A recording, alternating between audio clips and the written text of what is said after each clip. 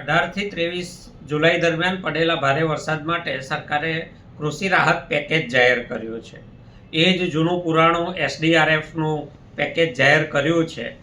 રાજ્યના બોનસ સાથે 11,000 રૂપિયા 33%થી વધારે નુકસાન હોય એવા ખેડૂતોને ચૂકવાશે. કોઈનું 100% નુકસાન હશે તો પણ આ જ પેકેજ લાગુ પડશે.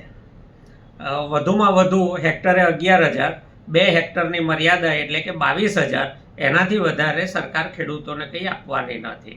જ્યાં બાગાયતી પાકોનું નુકસાન થયું છે, ઝાડ ઉખડી જવા સહિતના કેસોમાં 17,000 રૂપિયા એસડીઆરએફના, 5,000 રૂપિયા રાજ્ય સરકાર તરફથી મળીને 22,000 રૂપિયા, એ પણ 2 હેક્ટરની મર્યાદામાં.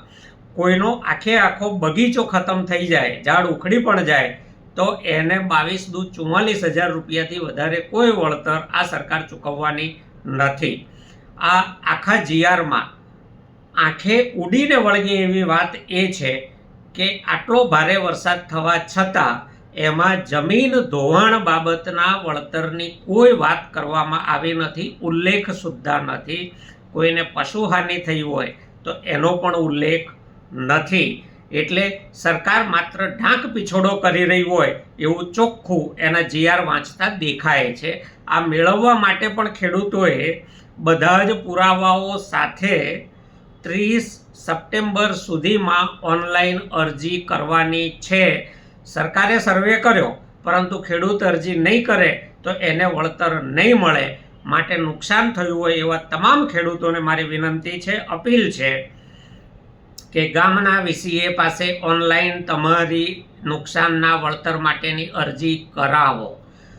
બીજું, અત્યારે જે હાલ ચાલુ ભારે વરસાદ થઈ રહ્યો છે એનો સર્વે ક્યારે થશે એ ખબર નથી, એનો જીઆર ક્યારે બહાર પડશે એ ખબર નથી. જૂના જીઆરમાં અને હવે નવો જે પણ પરિપત્ર બહાર પાડે એમાં જમીન ધોવાણના વળતરનો ખાસ ઉલ્લેખ કરવામાં આવે. ઘણા ખેડૂતોના ખેતરના સેઢા પાળા ધોવાયા છે, એમને વળતર મળવું જોઈએ. અને જે મુખ્યમંત્રી કિસાન સહાય યોજના માત્ર જાહેરાત કરવા માટે જાહેર કરી હતી એની ફાઇલ સરકાર અભરાઈ પરથી ઉતારે અને એને અમલમાં મૂકે.